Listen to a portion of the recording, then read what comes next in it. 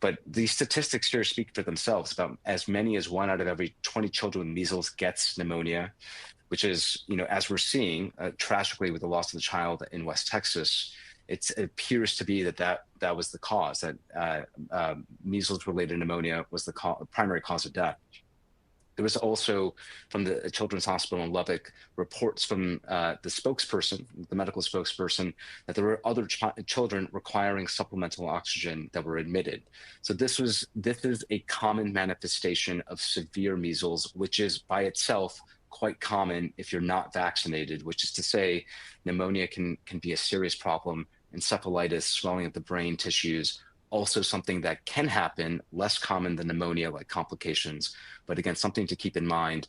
And then really just to emphasize again, pregnant, unvaccinated, exposed, speak to your obstetrician, gynecologist. Dr. Hoffman, your point that, these are, if you're seeing the rash or if you're seeing any of these signs, it's not for you to self-diagnose, but it's for you to have your radar up and to get help.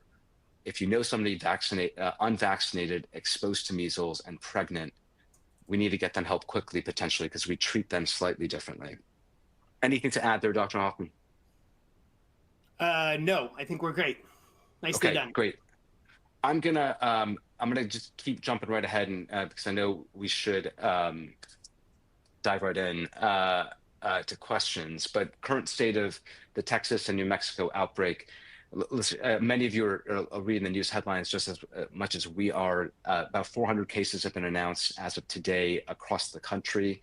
Almost all of them are in that sort of western panhandle part of Texas, parts of the eastern part of New Mexico.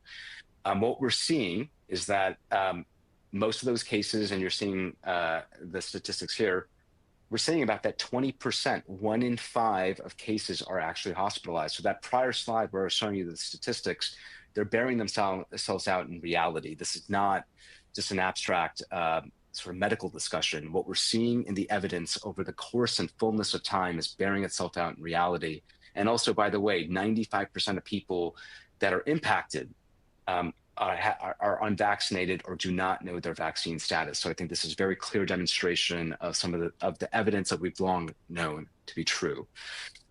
This is the state of the state when it comes to where we're seeing measles cases across the country. And what I'll notice, and this gives me a point of some hope here, is that in the first half of February 2025, there was a nearly 50% increase in MMR vaccine uptake, the measles, mumps, rubella vaccine uptake in New Mexico, relative to that same period of time in 2024, February of 2024.